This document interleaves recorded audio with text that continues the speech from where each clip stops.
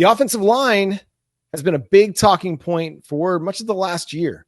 Are we in a better spot in 2025 as Oklahoma gets ready to start the season than we were last year? We'll discuss coming up next here on Locked On Sooners.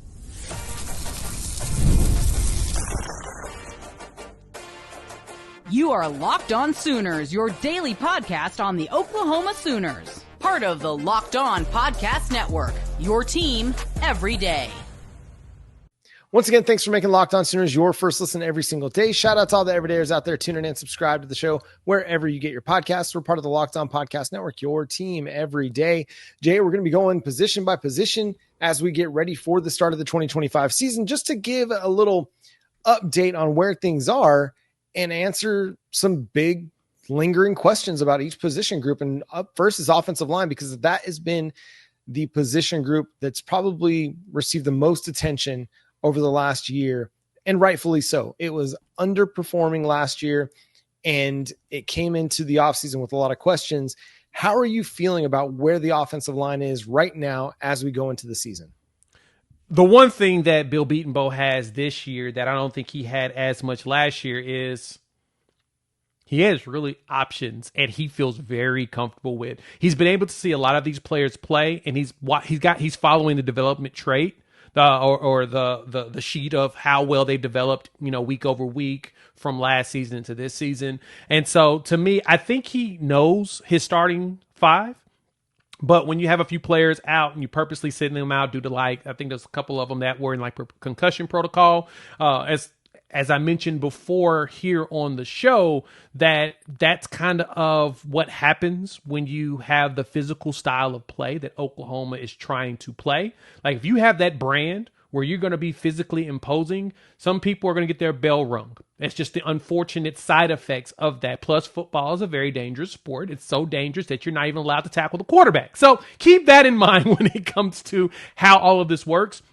But for me, I think that Bill Bedenbaugh has a good idea of what he wants to work with. And so he's got, I think, 10 players that we know will play, and then an additional 5 that will begin to get some experience, especially in the 3 non-cons that are a little bit more lighter, like Temple, Illinois State, as well as Kent State, so that your veterans can get a little bit of rest in preparation for the big SEC gauntlet that we're going to deal with. So to me, there's 10 players I think that he's ready to play, and they're interchangeable. They've all worked together in some capacity or some sort. And I feel like that's where we are right now. A lot of people think that that's a problem. To me, if it wasn't Bill Bedenbaugh and it was a bunch of new players, I'd be concerned. These are dudes that are retreaded from last season that were young, that got some really good experience last season. I think that they've got an idea of how it's going to go.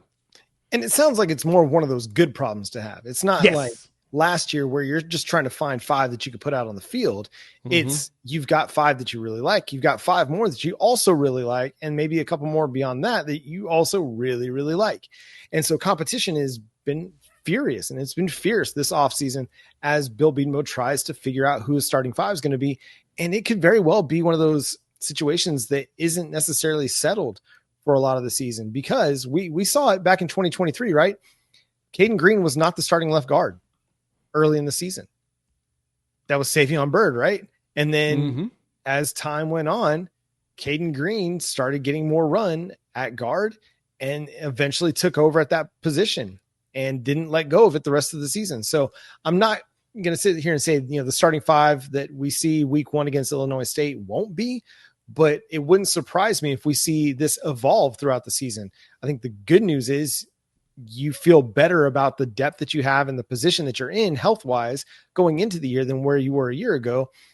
Does it still have a lot to prove? 100% it does. Yeah. It's not a group that you can just sit there and bank on. They've got to go show it, and we won't know it until Michigan. Michigan will be kind of that first big test of the season, because you expect the Michigan defensive front to be really good, but also Auburn and Texas, and they're going to have to prove it week after week after week, especially in SEC play, before I think everybody buys back into Oklahoma's offensive line. But I don't think it's going to be long before we see them do that. And again, this offensive line doesn't have to go be dominant for Oklahoma to be successful as a team this year. They just have to be above average for most games, good a lot of the times. And if they're great, obviously that's going to give Oklahoma a chance to win a lot of games, but they've got to be above average to good for this team to have a chance. That's the good thing about this Ben Arbuckle's system is that he gets the ball out pretty quick. So you don't need as much time. Too.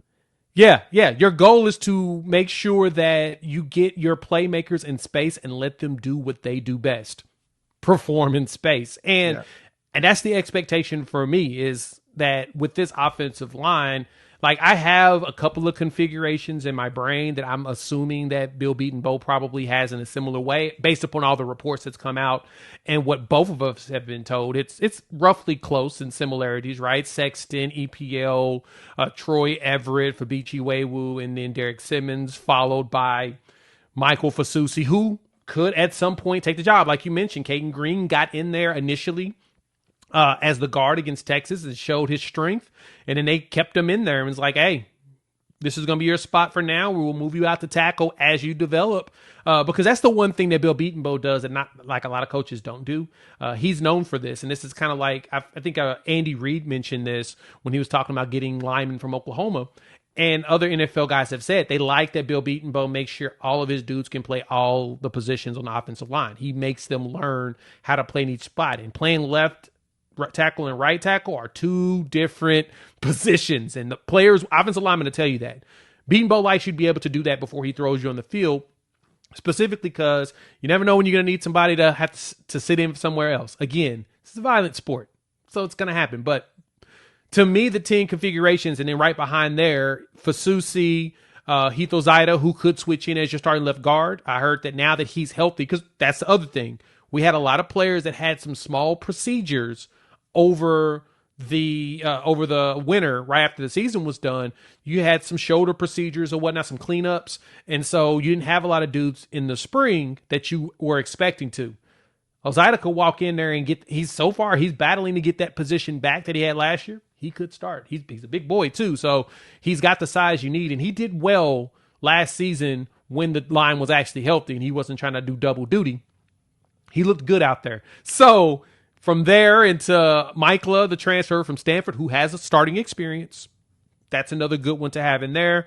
Right guard, Foger. We know he's walked in and has been a unit.